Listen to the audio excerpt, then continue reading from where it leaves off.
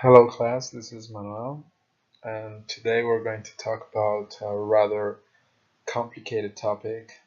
Uh, it is a bit complex and it's usually difficult for us Spanish speakers to really grasp the idea. It requires a lot of practice, so well, hopefully this video will help clarify things. Well, let's begin. First of all, we have comparatives and superlatives, and that already makes things complicated for us because in Spanish there is no such division. We just have comparisons, and that's it. It doesn't really matter how many things you're comparing. Not in English. In English, it does. And when we talk about comparatives, it's because we are comparing two things.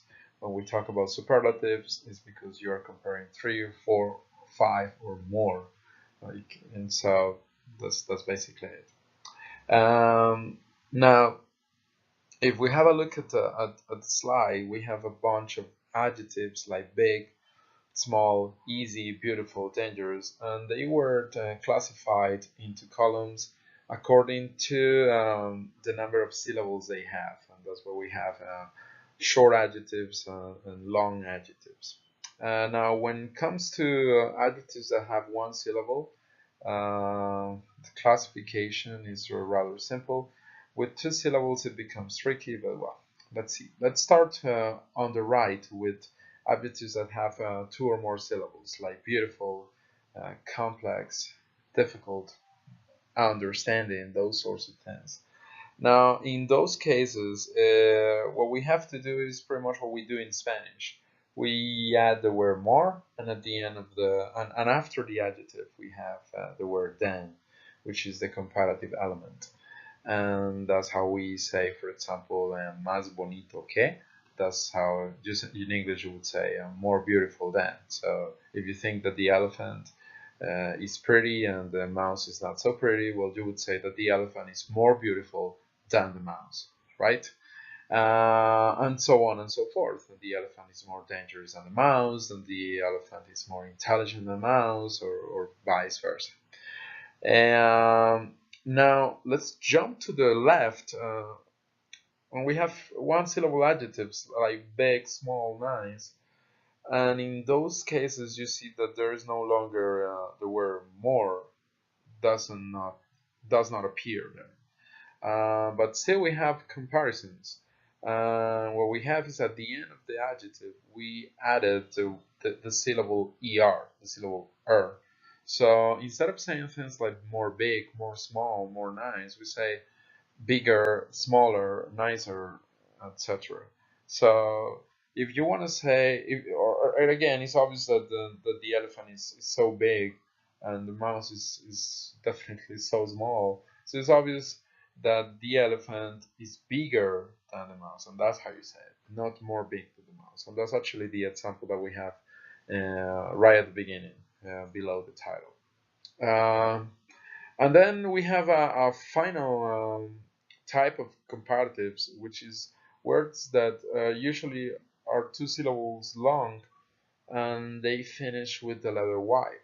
Words like easy, busy, pretty, heavy, etc. Now, usually what you would do is to use the word more, right? Because they have two syllables. But instead of doing that, you add the letters ER. And also, before doing that, you drop the letter Y and you add the letter I. So that's how you end up with things like easier, busier, prettier, and obviously those are comparisons. And that's basically it. And well, like I said at the beginning, I know this is rather complicated, but well, it is what it is. And now we're gonna make things even more complicated because we're gonna talk about superlatives. Now, superlatives, they follow basically the same principles.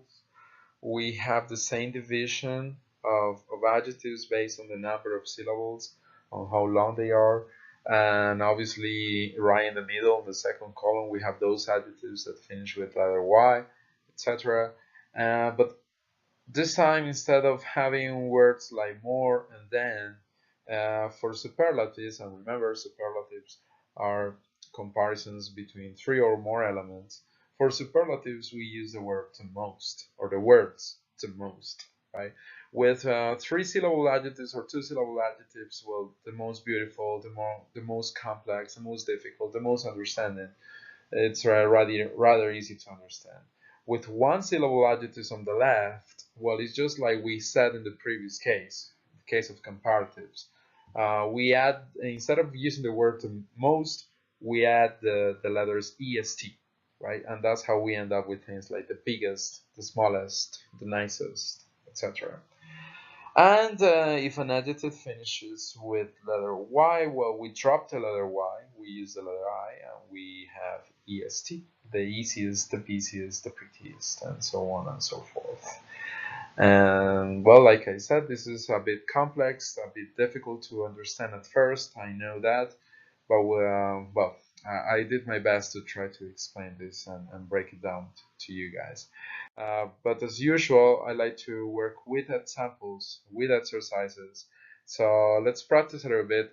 I want you to pause the video right here and figure out a way to complete these sentences.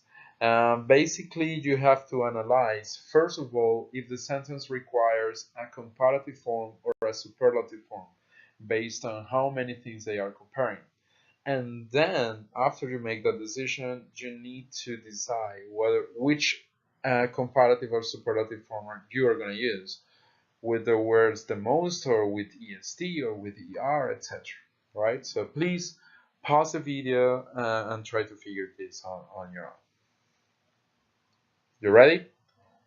Right, class? So hopefully your solutions look something like this. Obviously, the first one was an example. Look at the second one. I am comparing a flower with another flower, so that's two flowers. We use comparatives, right?